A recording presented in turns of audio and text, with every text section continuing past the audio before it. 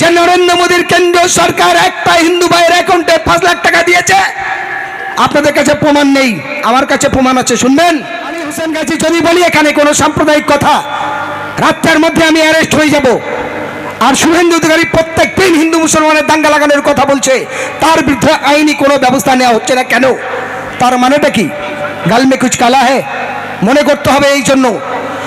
তারপর এইবার বিষয়টা আসি, ওয়াকফ নিয়ে কালা কানুন কেন?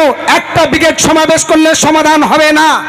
শিখরা 1%, তারা দীর্ঘ লড়াই করার পরে কেন্দ্র সরকার পিছুপা যদি হতে পারে, আমরা ভারতবর্ষের 40% প্রায় 40 লক্ষের কাছাকাছি, 40 কোটির কাছাকাছি সংখ্যালঘু মুসলমান আছি, তাহলে আমাদের দাবি আদায় হবে না কেন?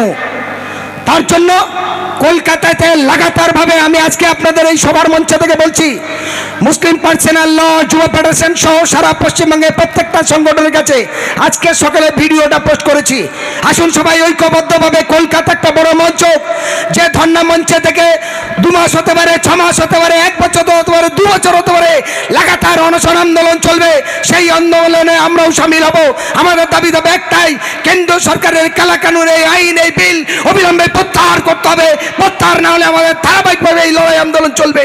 শুধু একটা ব্রিগেড সমাবেশ, একটা হাটপুকুরিয়া দেবী সভা, তার অন্য জায়গায় সভা করলে হবে না, এই অনশনও করতে হবে। এইবার ওয়াকফ নিয়ে এত যন্ত্রণা কেন, বেদনা কেন? একটু আগে মাওলানা আনোয়ার হোসেন কাসিমি সাহেব বলেছেন, নরেন্দ্র মোদী 3টে পলিসি নিয়েছেন। 1 নম্বর পলিসি একবার বলেছিলেন সবকা সাথ সবকা বিকাশ, আরেকটা বলেছিল কালা ধন আয়েগা, আরেকটা বলেছেন हर आदमी का 15 लाख रुपया करके जाएगा। একটা লোক হিন্দু, মুসলমান ছেড়ে দিন, একটা হিন্দু ভাই বলতে পারবে তার অ্যাকাউন্টে 5 লাখ টাকা এসছে? আপনাদের কারোর বন্ধু বান্ধব জানাশোনা আছে? কোন প্রশাসনের বন্ধু হিন্দু ভাইও বলতে পারবে যে নরেন্দ্র মোদীর কেন্দ্রীয় সরকার একটা হিন্দু ভাইয়ের অ্যাকাউন্টে 5 লাখ টাকা দিয়েছে? আপনাদের কাছে প্রমাণ নেই, আমার কাছে প্রমাণ আছে, শুনবেন। কার দিয়েছে? মুকেশ আম্বানির 70,000 কোটি টাকা মুকুব করেছে।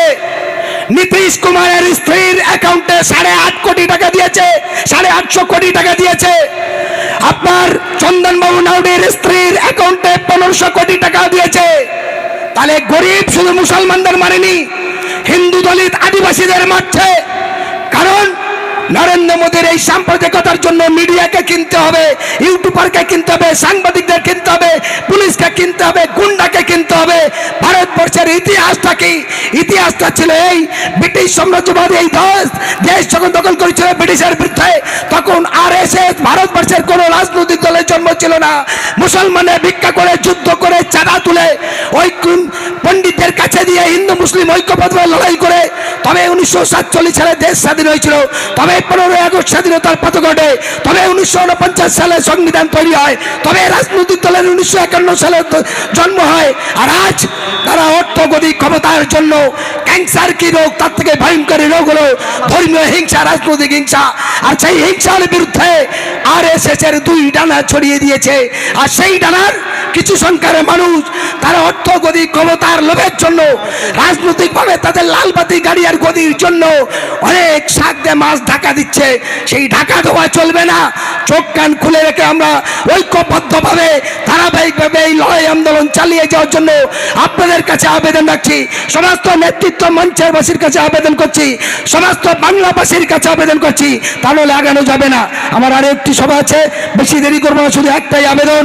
ওরা বলছে দাঙ্গা চাই, এরা বলছে জয় শ্রীরাম চাই, আমরা বলতে চাই দাঙ্গা নয়, এর হাঙ্গা নয়, চাই তোমরা শান্তি। আর সঠিক নীতিতে রক্ষা হবে হিন্দু, মুসলমান, দলিত, আদিবাসী, শিখ, ইসাইয়ের স্বাধীনতা ও গণতন্ত্রে। হিন্দু মুসলিম যে এর ধর্ম তার কাছে ভাই, ধর্মকর্ম কোনো মানুষের গায়ে এলাকা নাই। যার ধর্ম সেই করবে, মোদের বাধা কিছু নয়। ধর্ম নিরপেক্ষ মোরা জোট বাঁধতে চাই, কেবা হিন্দু, কেবা মুসলমান, কেবা দলিত, কেবা আদিবাসী, সবাই মোদের ভাই। একই সঙ্গে কাঁধে কাঁধ মিলে এই সন্ত্রাস সাম্প্রদায়িক অত্যাচারীদের বিরুদ্ধে গণ আন্দোলনের মধ্যে দিয়ে ভারতবর্ষের সংবিধানকে রক্ষা করতে চাই। ধন্যবাদ, সবাই ভালো থাকেন। অসংখ্য ধন্যবাদ।